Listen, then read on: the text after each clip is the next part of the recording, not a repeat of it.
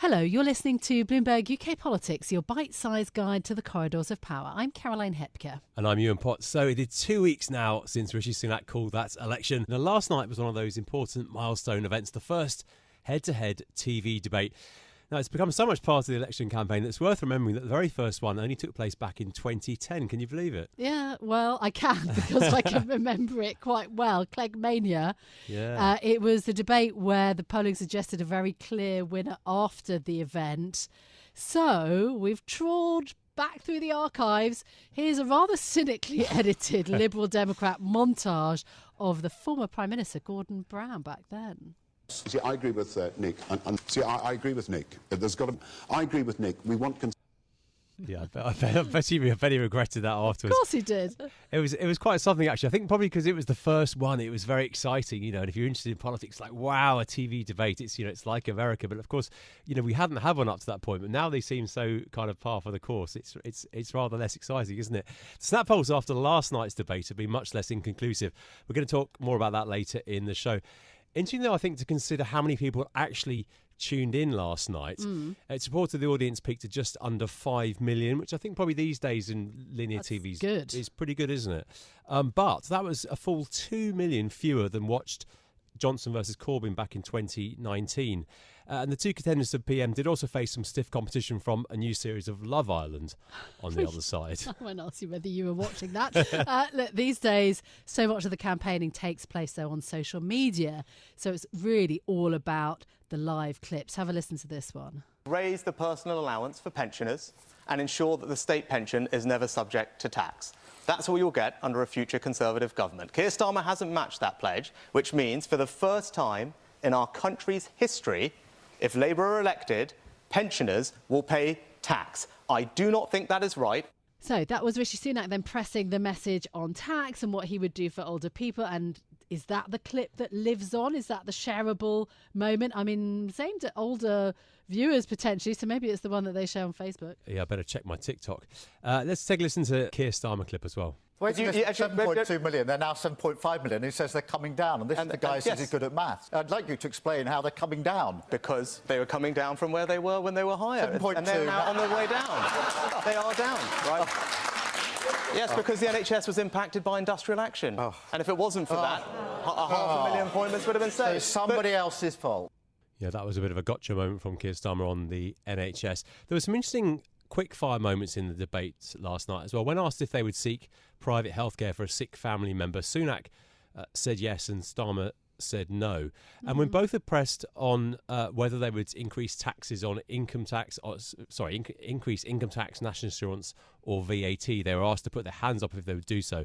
Neither of them did. So that's a cast-iron promise for the next Parliament. Well, except, that's the whole fiscal dilemma, isn't it? And the issue that a lot of the economists and think tanks are talking about all the time, which is actually the £45 billion shortfall in terms of headroom.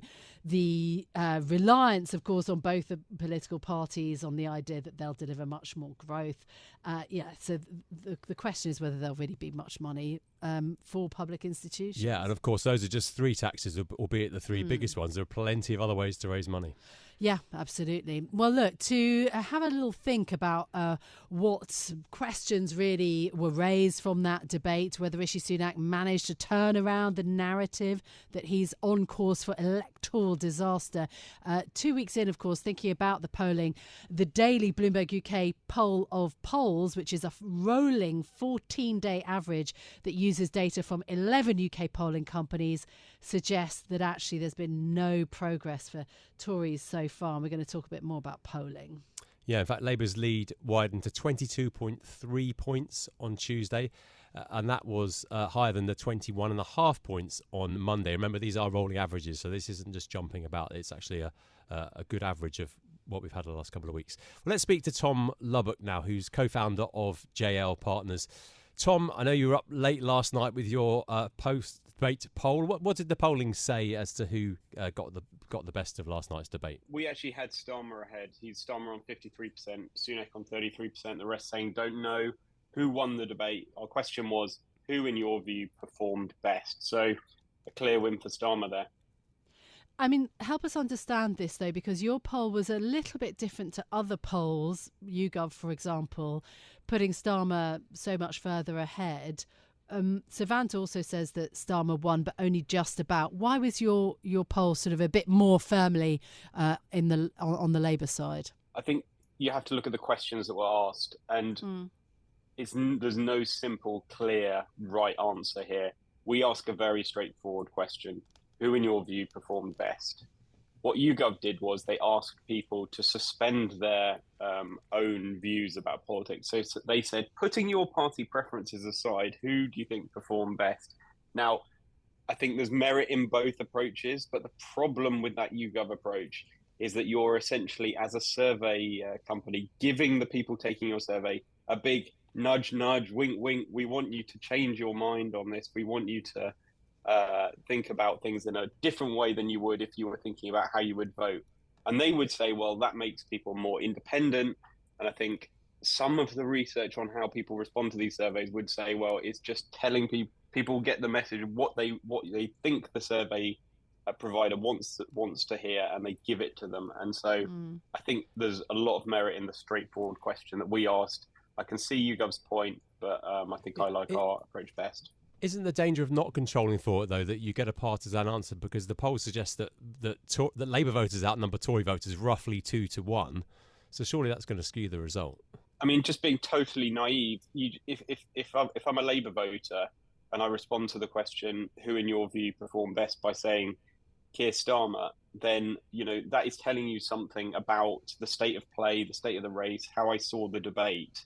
Whereas if you somehow, led me to say Rishi Sunak, but I'm actually a Labour supporter, and I would have said Keir Starmer if you hadn't given me that prompt, then I think you're probably getting less information about what will happen next, if you like. Because I think the big question you've got is, what does this all mean for the headline voting intention polls? And I reckon that our result is probably more indicative of that than YouGov's. But as I say, I respect their approach. Yeah, absolutely. Very, very interesting point. So look, then thinking about that big picture, we talked about 5 million people watching it. I mean, are they all political nerds like us? How much cut through do you think this debate has? We've also talked about the history of these sorts of head-to-head debates. Almost all of this stuff is perceived now through clips and through social media, through WhatsApp groups, through adverts that the parties are themselves pushing to voters. But I would just say the fact that there's not like 20 million people watching the debate probably isn't as significant as some people would think, because it's probably the 5 million people who watched it are the most likely to be on the fence, to vote, and to be important to this election. So I do think you've got a really key audience there watching live in real time, but most of it, even for the people who actually say they watched it, is probably going to be perceived through the headlines, through the cues they take from people like you in the media, and the clips they see from the parties, from their friends, and on social media. Now, Tom, your latest election tracker gives Labour a 17-point lead. The one before that, just a 12-point lead. That's really at the low end of most other recent polls, isn't it? Can you just explain why you think that is? Yeah, so I think that point probably doesn't survive the week, in that it looks like YouGov have changed their methodology and are switching to modelling. So part of the explanation for why we were showing slightly different numbers before this week was that we were modelling don't know. So we were saying people who don't know, we should probably include them in our calculations, because they're probably going to vote in the same proportions as the rest of the public. They just don't know yet. And we'll say, who do they look like? And we'll create a model of them, and then we'll impute those people back into the final headline voting numbers. Lots of other pollsters who've been running long time series have been saying, well, we don't know what the don't knows are going to do, so we just chuck them out in our headline calculations and just take everyone else and run the numbers on everyone else. But as the campaign has kicked into high gear, people like YouGov, people like Survation, have switched to doing MRPs as their primary means, their best way of figuring out what the snapshot of the election is at the moment. And YouGov have essentially said they're going to switch to MRPing even their. I mean, I don't expect the actual nitty-gritty of this, the technical detail, to make sense to anyone other than about 200 people in the country. But it's really important. It is the outcome of it is really important in that YouGov will be MRPing everything. Their latest MRP has an 18-point lead rather than the 27-point lead I think they were showing. So I think you'll see in their poll tomorrow they'll have much closer to an 18-point lead. Our latest lead was 17. Survation's latest MRP was 19. So I think what you'll find is that everyone's actually converging.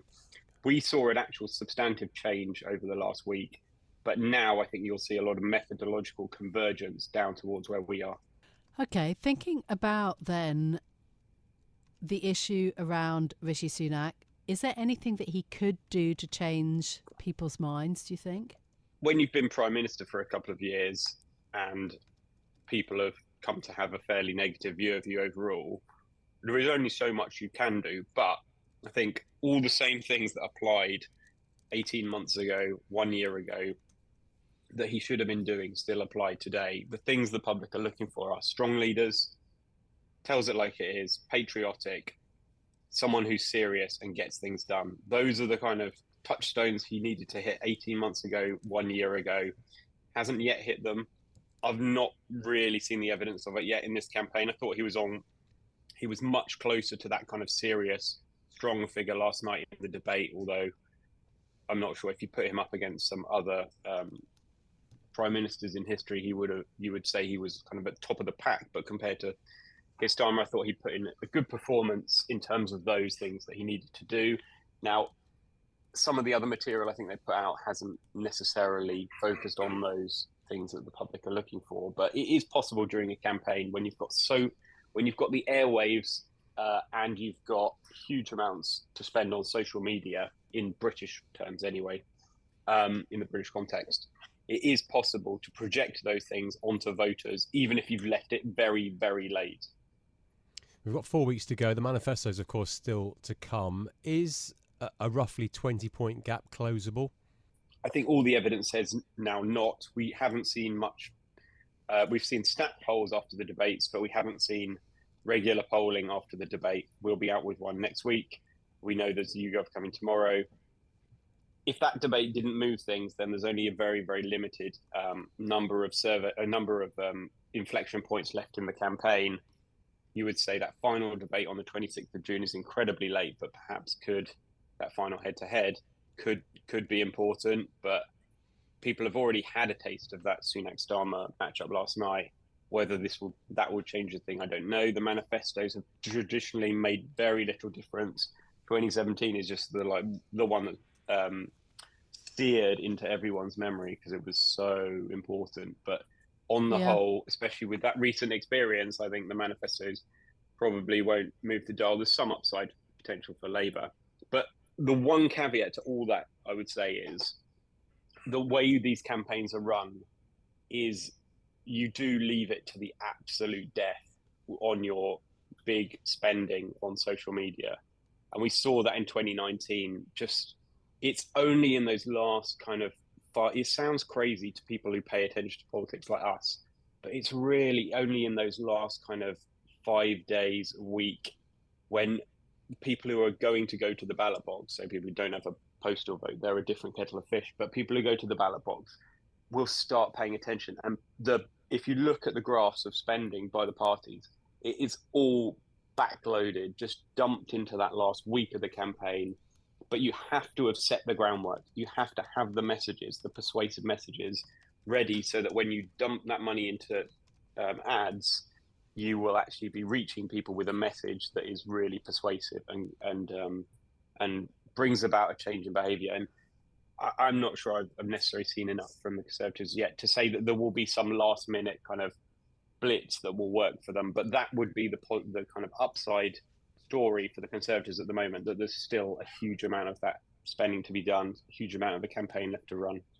Fascinating, isn't it? Those last few days persuading the voter to do something, to come to the ballot box rather than doing all the other myriad things they could do. A last thought then, does it look now like Keir Starmer and the Labour Party are looking like they are going to win inevitably here?